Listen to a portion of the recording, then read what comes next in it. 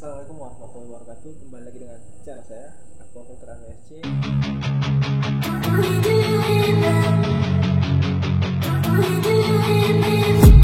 I've been dreaming on in my head like I've seen it. A life worth living is a life with meaning. I'll do what I love till my heart stops beating. I'm feeding this demon. Assalamualaikum warahmatullahi wabarakatuh. Kembali lagi dengan channel saya, Aquaculture AMSC. Di hari ini kegiatan kita ialah mencoba bagaimana cara mengecek pH air. Jadi ada alatnya. Jadi kalau mengecek pH air kolam itu ada alatnya. Nama alatnya itu pH pen.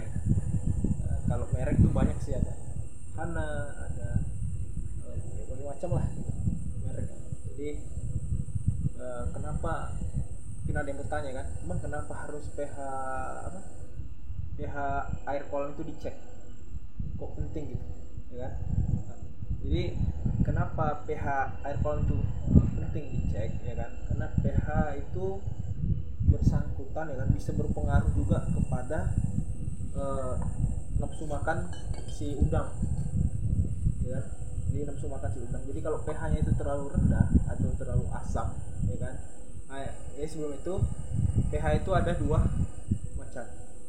Ada asam, ada basa. Jadi untuk di bawah 7, 6, 5, 4, 3, 2, 1 dan seterusnya itu dikatakan asam.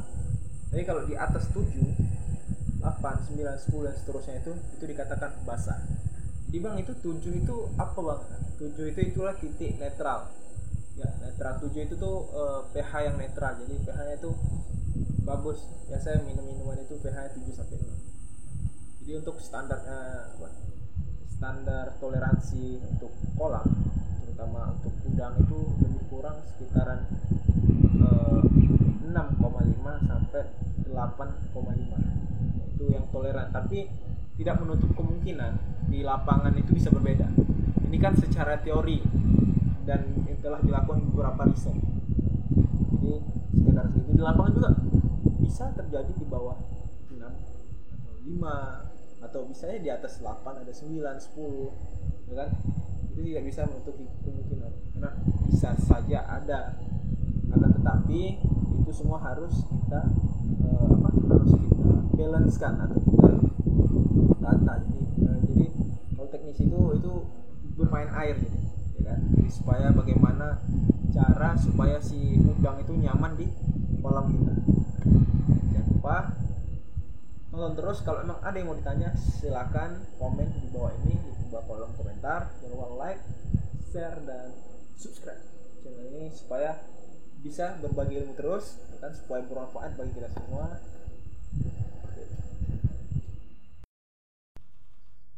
Oke guys, jadi tadi kita sudah membahas tentang tentang pH, ya kan? Jadi bagaimana cara mengukur pH dan alat pH-nya bagaimana. Jadi untuk alat pH-nya ini ada pH pen. Ya, ini mereknya pH tester apa enggak ya?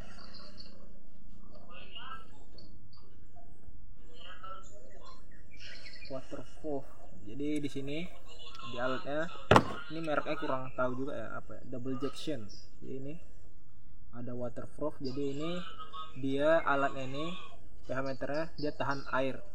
Kalau dimasukkan ya kelebihan masukin ke dalam air shock gitu kan, dia aman dia, karena di dalamnya sudah dilengkapi dengan pengaman supaya air-airnya nggak masuk ke dalam alat ini.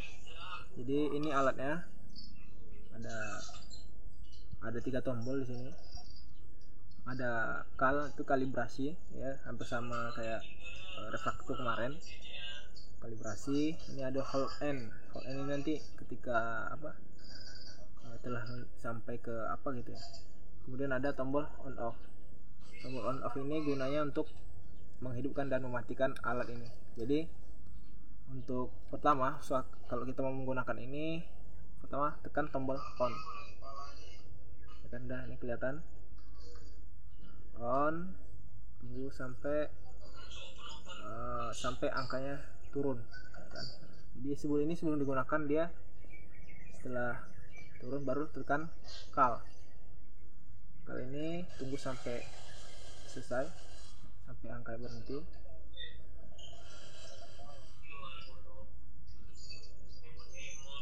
Ya, tunggu sampai angka berhenti. Kalau telah berhenti berarti kalibrasinya telah berhasil.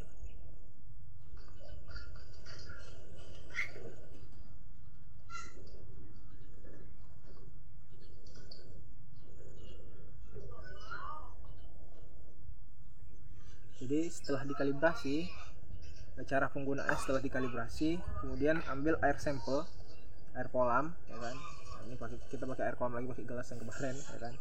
Air kolam, lalu cemplungkan. Nanti angka dari si ini akan berubah. Berapa pH si air ini? Ya, 83, 85. Jadi kalau alat ini telah berhenti di 85 berarti turun lagi ke 81. Kalau sudah berhenti seperti ini, 8,0, berarti pH dari air ini 8. Jadi kalau setelah angkanya telah berhenti seperti yang tadi, maka nilai dari pH air kolam yang kita ambil dari sampel air ini berarti sekitar 8,0. Berarti itu termasuk masih dalam jangkau masih dalam koridor normal ya, masih dalam koridor normal atau masih dalam toleransi si udang faname. Kemudian jangan lupa kalau setelah memakai ini, setelah menggunakan alat ini, jangan lupa kita bersihkan lagi menggunakan tisu. Dan jangan pernah menekan sensor ini di bawah ini, jangan pernah ditekan. Kalau kita tekan nanti dia cepat rusak. Jadi ingat lagi kawan-kawan, jadi cara makainya tadi kita on kan. Setelah kita on kan, kemudian kita mencek kalibrasi, ya kan? Setelah kita kalibrasi, baru kita cemplungkan ke dalam sampel air. Sampel air, biarkan beberapa saat sampai nilai yang ada di sini, angka yang ada di sini berhenti. Kalau memang angka berhenti di 7,0 berarti pH sampel kita itu dengan nilai 7,0. Kalau dia berhenti di 8,0 berarti pH kita 8. Jadi mungkin untuk pengenalan alat pH, cara penggunaannya, fungsinya, segala macam mungkin cukup sampai di sini. Bagi kawan-kawan yang masih penasaran atau punya pertanyaan seputar budidaya, baik itu tentang airnya, udang, ikan, segala macam, silahkan komen di bawah ini. Jangan lupa bantu like, comment, and subscribe supaya channel ini terus berkembang, supaya bisa memberikan ilmu-ilmu lagi, bisa memberikan kawan-kawan berbagai ilmu pengetahuan, ya kan. Bukan berarti saya sini sharing ilmu berarti saya pintar, enggak. Saya juga masih dalam tahap belajar, ya kan. Belajar dari kawan-kawan juga. Kalau ada ilmu silakan kirim ke saya, WA saya gitu. Bang, itu salah tuh pendapat abang, yang benar tuh gini-gini, menurut penelitian begini. Nggak apa-apa, nama juga manusia itu nggak luput dari kesalahan. Jadi bagi kawan yang mungkin lebih paham, ya kan, paham apa, silakan komen. Kalau yang mau WA silakan, kalau Instagram silakan ke saya, supaya kita bisa terus bersilaturahmi, bisa terus berbagi ilmu, ya kan, yang bermanfaat bagi kita semua. Jangan lupa like, komen, share, dan terutama subscribe, karena subscribe itu gratis. Saya akhiri, wassalamualaikum warahmatullahi wabarakatuh.